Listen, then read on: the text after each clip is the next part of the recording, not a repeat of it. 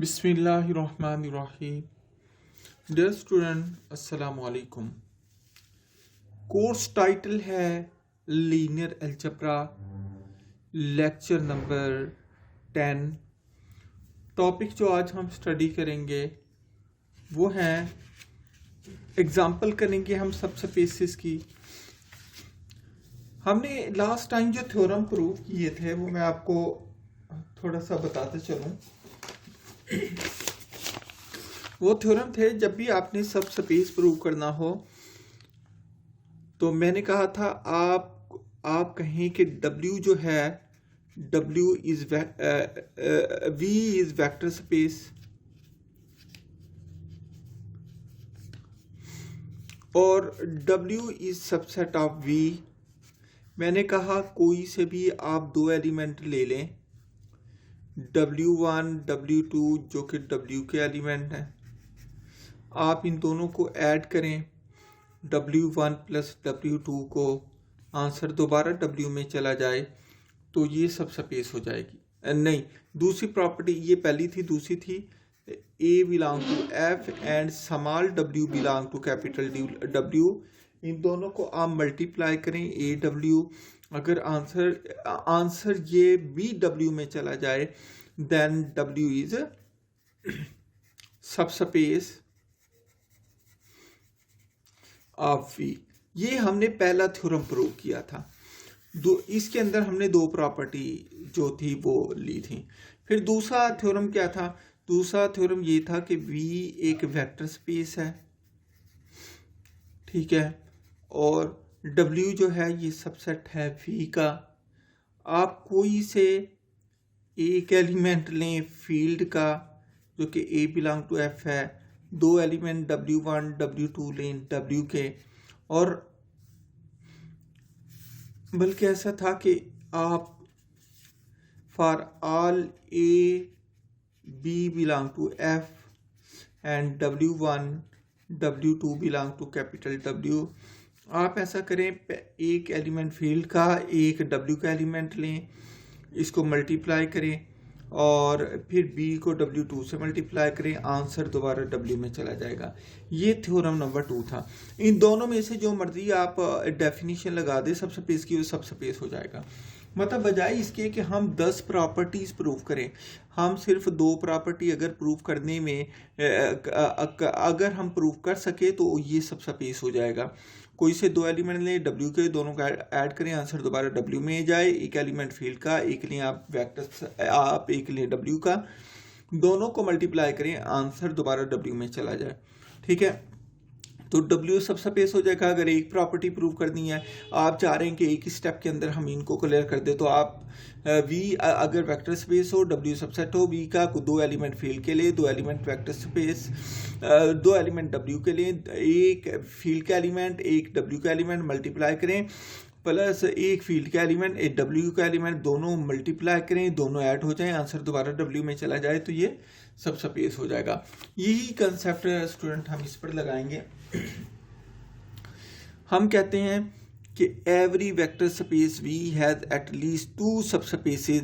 यहाँ पर मैंने आपको बताया कोई भी वेक्टर स्पेस हो उसकी दो सब स्पेसेस लाजमी होंगी। एक तो V इटसेल्फ सब स्पेस होगा, दूसरा जीरो सब स्पेस होगा, consisting only of zero vector. इसके अंदर सिर्फ जीरो वेक्टर शामिल होगा। मतलब एक सेट, वो जो भी सेट गिवन हो वो खुद जो भी वेक्टर स्पेस होगा वो अपना सब स्पेस खुद होगा। दूसरी बात, उसमें से एडिटिव आइडेंटिटी ले लें, वो भी सब स्पेस हो जाएगा, ठीक है। तो यहाँ पर वो कहता है कि ये जो है दी सब space zero is called the zero सब स्पेस। तो ये मैं आपको बताता जाऊँ, कोई भी वेक्टर स्पेस है उसकी कम से कम दो सब स्पेस लाजमी होती हैं। एक तो वो वेक्टर स्पेस खुद अपनी सब स्पेस होती है, दूसरी जीरो सब स्पेस जो होती है ये होती है, ठीक है। तो इसमें मैंने ये बताया, note the zero subspace, the operations of addition and multiplication are as follows। मैंने कहा जब आप जीरो को सब स्पेस प्रूव करना चाहेंगे तो आप देख लें, जब जीरो को जीरो में ऐड करें तो आंसर जीरो आएगा, जीरो को किसी स्केलर से मल्टीप्लाई करें आंसर जीरो आएगा, ठीक है। ये बिल्कुल मैंने एक छोटी सी एग्जांपल दी है। मैंने फिर अपनी बात को रिवाइज कर रहा हूँ, कोई भी वेक्टर स्पेस हो उसकी दो सब स्पेस लाजमी होती हैं। एक तो वो वेक्टर स्पेस खुद अपनी सब स्पेस होती है, दूसरी जो ज़ीरो होता है एलिमेंट आइडेंटिटी, ये सब स्पेस होती है। तो इनको हम ट्रिवियल सब स्पेस भी कहते हैं। बिल्कुल ये वैसी है जैसे हमने सब ग्रुप की बात की थी। हमने कहा था कोई भी ग्रुप हो उसके कम से कम दो सब ग्रुप लाजमी होते हैं। एक वो सेट बजाते खुद जो ग्रुप होता था वो सब ग्रुप होता था, दूसरी आइडेंटिटी होता था। यहाँ भी वही बात है। मैंने कहा जो भी वेक्टर स्पेस होगा वो अपना सब स्पेस खुद होगा, और ज़ीरो सब स्पेस होगा वो भी सब स्पेस होगा। ठीक है, एडिशन के ऑपरेशन भी मैंने बता दिए, मल्टीप्लिकेशन के ऑपरेशन भी मैंने बता दिए। नेक्स्ट हम देखते हैं जी example number 2, let W be the subset of R3 consisting of all vectors of the form A, B, 0 where A and B are any real number with the usual operation of vector addition and scalar multiplication. Prove that W is a subspace of V. मैंने यहाँ पर ये कहा है कि जो है ना W ये सबसेट है R क्यूब का। मैंने R क्यूब की क्यों बात की, मैं आपको बताते जाता हूँ कि R क्यूब कहने का मकसद ये है कि R क्यूब के अंदर 3 एलिमेंट आ जाते हैं। मतलब जो R क्यूब है इसके अंदर 3 किस्म के एलिमेंट हैं। अब देखें R क्यूब के अंदर 3 एलिमेंट है इस तरीके के। ठीक है, A1 B1 C1 A2 B2 C2 and up to so on AN BN CN। ये इस तरह के एलिमेंट है इसके। हमने W सबसेट लिया है किसका, R क्यूब का, इस तरीके से कि जहाँ जहाँ C ज़ीरो होता है वो W का एलिमेंट है। जैसे A1 B1 0, A2 B2 0, A3 B3 0 and Son AN BN 0। लिहाजा मैंने W के अंदर वो तमाम एलिमेंट ले लिए जिसमें C कंपोनेंट जो है वो 0 हो जाता है। अब मैंने इसको प्रूव करना है कि जो W है ये सब स्पेस है, तो मैंने कहा in order to prove that W is a subspace of R3 वो use the theorem which state that. आप याद रखें जो थ्योरम हमने 2 प्रूव किए थे उनकी स्टेटमेंट आपको याद होनी चाहिए हर सूरत। ठीक है, तो हमने कहा कि let V be the vector space over the field है। ये स्टेटमेंट है थ्योरम की, जो हमने थ्योरम पीछे प्रूव किया था, ये वही स्टेटमेंट है और ये आपको जुबानी याद होनी चाहिए। Let V be the vector space over the field F and capital W is a non-empty subset of V, then capital W is a subspace of V if and only for all W1 W2 belong to capital W, which implies that W1 plus W2 belong to capital W। एक element आप field का लें, एक आप W का element लें, दोनों को मल्टीप्लाई करें, आंसर दोबारा W में चला जाएगा। ये स्टेटमेंट थी उस थ्योरम की, ये एज इट इज कोट करेंगे। ये अगर कोट नहीं करेंगे तो फिर जो है ना हम ये दलील के साथ प्रूव नहीं कर सकते, पहले वो रूल लिखेंगे जिसके तहत हम प्रूव करने जा रहे हैं। मैंने कहा यहाँ पर मैंने 2 एलिमेंट लिए, एक W1 W2 लिया जो कि W के एलिमेंट है। मैंने यहाँ पर बता दिया जो W1 है that is equal to A1 B1 0 और जो W2 है that is equal to A2 B2 0 हो गया। मैंने कहा इन दोनों एलिमेंट को आप ऐड करें W1 प्लस W2, आंसर क्या आएगा that is equal to A1 B1 0 plus A2 B2 0। इन दोनों एलिमेंट को मैंने ऐड किया, मैं कह देता हूँ A1 plus A2 A prime के बराबर है, B1 plus B2 B prime के बराबर है। तो मैंने W1 प्लस W2 को एज इट इज लिखा, मैंने A1 प्लस A2 की जगह A प्राइम लिख दिया, B1 B2 की जगह मैंने B प्राइम लिख दिया और 0 प्लस 0 0। अब वो तमाम एलिमेंट जिसका C कंपोनेंट 0 है वो सारे W के अंदर है, लिहाजा ये क्या हो जाएगा, ये W के अंदर चला जाएगा। इसका मतलब ये हुआ ये बिलोंग कर गया W को, इसका मतलब ये हुआ W1 प्लस W2 बिलोंग कर गया W को। ये पहली प्रॉपर्टी जो इस थ्योरम की थी वो सेटिस्फाई हो गई। अब हमने दूसरी प्रॉपर्टी वो सेटिस्फाई करनी है।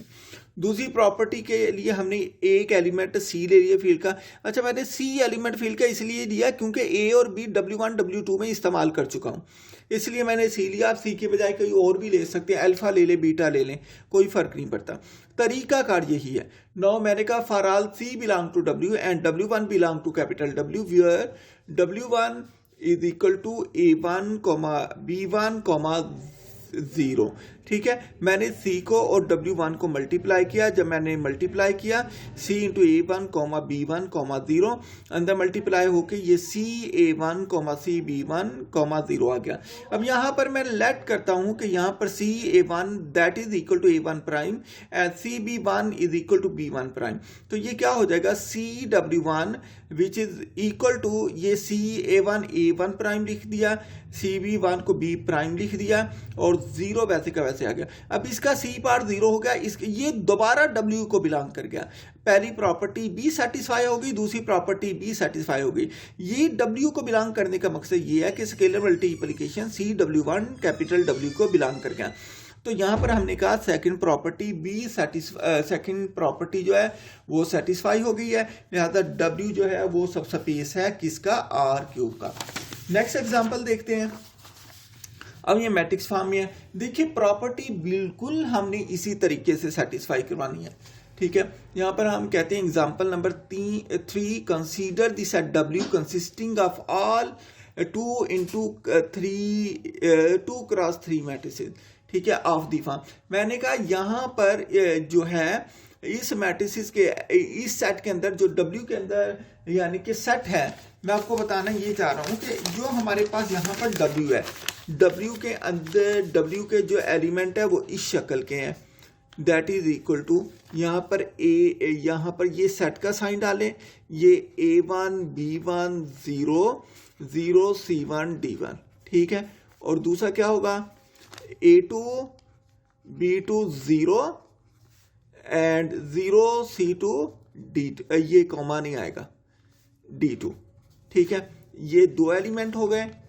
ठीक है, और तीसरा एलिमेंट क्या हो गया, A3 B3 0 0 C3 D3 and सोन चलता चला जाएगा। आखिरी एलिमेंट क्या हो जाएगा, A N B N 0 and 0 C N D N।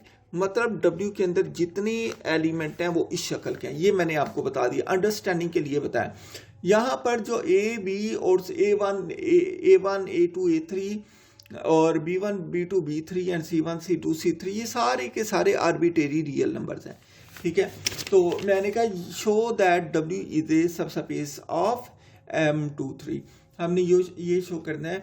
M23 मैंने क्यों कहा, क्योंकि इसके अंदर हर एक के अंदर 2 रोज हैं और 3 कालम है, 1 कालम 2 कालम 3 कालम। तो इसलिए उसने इसको इस सेट को M23 का नाम दिया, क्योंकि इसके अंदर जो भी मैट्रिक्स आएगा हर एक का आर्डर 2 into 3 होगा। बात समझ आ गई होगी। ठीक है, तो अब यहाँ पर वही मैं इसी के 2 एलिमेंट दूंगा। पहले मैं वही थ्योरम लिखूंगा, स्टेटमेंट यही वाली जो कि हमने लास्ट में लिखी थी, लास्ट वाले क्वेश्चन में लिखी थी। हम लिखेंगे let V be the vector space over the field F and W is a non-empty subset of V, then capital W is a subspace of V if and only for all W1 W2 belong to capital W, which implies that W1 plus W2 belong to capital W. Number 2, for all A belong to field and small w belong to capital W, which implies that AW belong to capital W. ठीक है, यही statement लिखेंगे। उसके बाद हम कोई से 2 element लेंगे।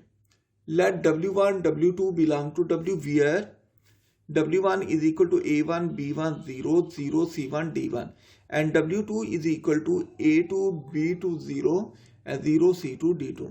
यहाँ पर दोनों एलिमेंट को मैं ऐड करूँगा, तो W1 plus W2 is equal to A1 B1 0 0 C1 D1 plus into A2 B2 0 0 C2 D2। इन दोनों को मैंने ऐड किया, पहला एलिमेंट पहले में ऐड हो गया, दूसरा दूसरे में ऐड हो गया, तीसरा तीसरे में ऐड हो गया। इसका 0 0 में ऐड हो गया, C1 C2 में ऐड हो गया, D1 D2 में ऐड हो गया। मैं यहाँ पर कहता हूँ कि A1 plus A2 is equal to A prime, B1 plus B2 is equal to B prime, C1 plus C2 is equal to C prime and D1 plus D2 is equal to D prime. तो W1 plus W2 क्या हो गया, ये A prime हो गया, ये B prime हो गया, ये 0 हो गया, ये भी 0, ये C प्राइम, ये D prime belong to capital W हो जाएगा। पहली प्रॉपर्टी, थ्योरम की पहली प्रॉपर्टी प्रूफ हो गई, क्योंकि ये मैट्रिक्स W को बिलोंग कर गया, इसका मतलब W1 प्लस W2 भी कैपिटल W को बिलोंग कर गया। Thus property 1 is satisfied by the theorem. Now we satisfy the property 2 of scalar multiplication. अब हम थ्योरम की जो सेकंड प्रॉपर्टी है हम वो प्रूफ करते हैं। इसके लिए हमने क्या किया, इसके लिए हमने किया है, हम एक एलिमेंट फील्ड का ले लेते हैं, एक हम W1 जो है ये कैपिटल W का एलिमेंट ले लेते हैं, इन दोनों को हमने मल्टीप्लाई किया और यहाँ मैंने बता दी W1 is equal to A1 B1 0 0 C1 D1।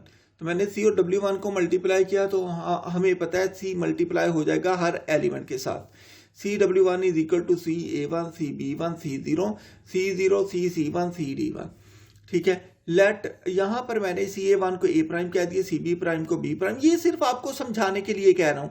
अगर आप ये समझते हैं कि ये बिल्कुल इसी को बिलोंग कर गया तो फिर ये लिखने की ये भी जरूरत नहीं, आप डायरेक्ट लिखें कि ये मैट्रिक्स जो है ये W को बिलोंग कर गया। इस मैट्रिक्स का W को बिलोंग करने का मकसद ये है कि CW1 W को बिलोंग कर गया। ठीक है, तो ये दूसरी प्रॉपर्टी भी थ्योरम की प्रूफ हो गई। तो इसका मतलब ये हुआ कि ये जो है ये W सबस्पेस है। एग्जाम्पल है next, let V be the set of all polynomial of degree 2। मैंने कहा V जो सेट है इसके अंदर तमाम की तमाम सेकंड डिग्री पोलिनोमियल है। तो हमने प्रूव करना है कि V is subset of P2। यह बता दिए कि V is subset of P2। तो हमने ये प्रूव करना है कि जो V है ये सबस्पेस है या नहीं है, ये आप चेक करके खुद बताएंगे। बिल्कुल यही थ्योरम लगाएंगे और सेकंड डिग्री पोलिनोमियल का आपको पता है। ठीक है, ये आपने खुद करना है। नेक्स्ट हम एक और एग्जांपल देखते हैं जी। अगली एग्जांपल है ये example, which of the following subset of R2 with the operations of vector addition and scalar multiplication are subspaces. मैंने कहा आप यहाँ पर बताएं, 3 पार्ट हैं इस एग्जांपल के, आपने बताना है कौन कौन से पार्ट सबस्पेस हैं, कौन से पार्ट सबस्पेस नहीं है। तो पार्ट 1 है, मैंने कहा W1 is the set, W1 is the set of all vectors of the form XY। इसके अंदर जो वेक्टर है W1 के अंदर वो मैंने बता दिया तमाम के तमाम XY की फॉर्म के हैं। W1 है ना, W1 के अंदर तमाम वेक्टर जो है इस शक्ल के हैं, ये ब्रैकेट है, तमाम vector X1 Y1 X2 Y2 and so on XN YN। तमाम के तमाम वेक्टर इस शक्ल के हैं। वेक्टर इसलिए कहते हैं कोई भी मैट्रिक्स जिसकी एक रो हो या एक कॉलम हो उसको भी वेक्टर कहते हैं। ठीक है, हमने प्रूव करना है कि ये सबस्पेस है या नहीं। कंडीशन ये बता दी है कि जो x है ना इसके अंदर वो हमेशा पॉजिटिव रहेगा, या 0 होगा या पॉजिटिव रहेगा, नेगेटिव नहीं हो सकता। लिहाजा अगर हमने ये प्रूव कर दिया यहाँ पर कि किसी एक के अंदर x नेगेटिव आ गया तो ये सबस्पेस नहीं होगी। तो मैंने यहाँ पर पहले लिखा है x इज ग्रेटर देन 0 किस में होता है, ये लेफ्ट हाफ के अंदर होता है। x इज ग्रेटर देन 0 और यहाँ पर x इज लेस देन 0 होता है, यहाँ पर लेस देन 0 होता है, यहाँ भी x इज लेस देन 0 होता है। लिहाजा मैंने यहाँ पर बताया here W1 is the right half of the XY plane. मैंने कहा XY प्लेन का जो राइट हाफ है इसके तमाम पॉइंट W1 के एलिमेंट हैं। तो हम देखते हैं इसके अंदर क्या ये सबस्पेस होता है कि नहीं होता। तो हमने इसके लिए कहा, हमने कोई भी एक अगर काउंटर एग्जांपल दे दी, आप वो डेफिनेशन भी लगा सकते हैं थ्योरम वाली, उससे भी प्रूव कर सकते हैं। लेकिन मैंने यहाँ पर आपको क्लियर करने के लिए मैंने एग्जांपल दी है। मैंने कहा it is not a subspace of R2 because if we take vector, अगर हम W1 वेक्टर ले लें 2 into 3, ठीक है, ये देखें इसमें पहला भी पॉजिटिव। मैं आपको ये बता दूं, आप जब भी कोई पॉइंटर लेते हैं आप इस तरीके से x, y लेते हैं तो आप इसको इस तरीके से भी लिख सकते हैं XY। ठीक है, तो पहला कंपोनेंट x कंपोनेंट है, दूसरा कंपोनेंट y कंपोनेंट है। तो मैंने यहाँ पर x को 2 ले लिया और y को 3 ले लिया। मैंने कहा ये इसी के फर्स्ट क्वाड्रेंट के अंदर मौजूद है, ये W1 के अंदर एलिमेंट मौजूद है। हम क्या करते हैं, हम कोई भी एक एलिमेंट लेते हैं -3 जो कि फील्ड का एलिमेंट है। अब -3 ना लें, -1 ले लें, क्योंकि -1 आपको पता है कि -1 तो फील्ड के अंदर होता ही होता है। ठीक है, बेशक -1 ले लें। मैंने -3 फील्ड का लिया एलिमेंट और 2 3 W1 का लिया, दोनों को मल्टीप्लाई किया। यहां पर मैंने देखा ये एलिमेंट W1 को बिलोंग क्यों नहीं करेगा, क्योंकि उसने बताया था जो x है वो नेगेटिव नहीं हो सकता। यहां पर x नेगेटिव आ गया, इसलिए ये सबस्पेस नहीं है। पार्ट नंबर 2 है W2 is the set of all vectors of the form xy where x is greater or equal to 0 and y is greater or equal to 0। अब उसने एलिमेंट वही xy की शक्ल के हैं, कंडीशन दो हो गई, x is greater or equal to 0, y is greater or equal to 0। इसके लिए हमने देखा कि ये x और y greater than 0 first quadrant में होता है, लिहाजा W2 सेट मेरे पास ये हो गया सारा, ये W2 सेट फर्स्ट क्वाड्रेंट है। और याद रखिए इसके अंदर ये लाइनें भी शामिल है, x एक्सिस भी शामिल है, y एक्सिस भी शामिल है। तो यहां पर मैं कहता हूं here W2 is the first quadrant of XY plane, the same vector and same scalar multiplication as in part A.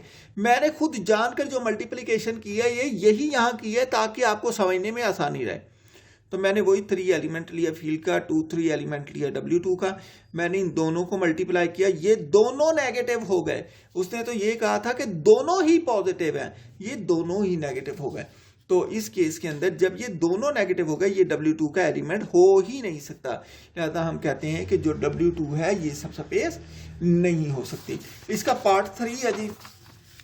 Part 3 में उसने कहा कि W3 is the set of all vectors of the form xy where x is equal to 0। तो यहाँ पर अब हमने बताना है अगर यहाँ पर x 0 हो जाए कि ये सबस्पेस होता है कि नहीं होता। याद रखिए x 0 जो होता है वो y एक्सिस के ऊपर होता है, जो मैंने निशान लगाया हुआ है। ठीक है, तो मैंने यहाँ पर लिखा है W3 is the y axis.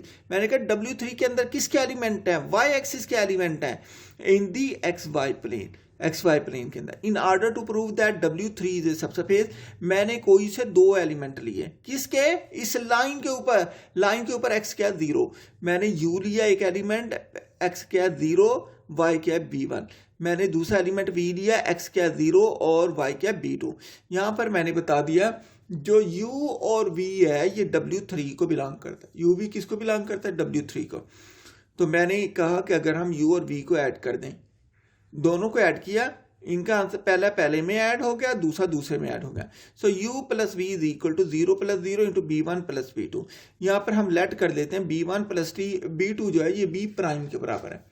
तो हम देखते हैं कि u प्लस वी किसकी इक्वल हो गया 0 इंटू B प्राइम। तो ये एलिमेंट जिसमें x 0 है, y कुछ भी x 0, ये सारे W3 के एलिमेंट है।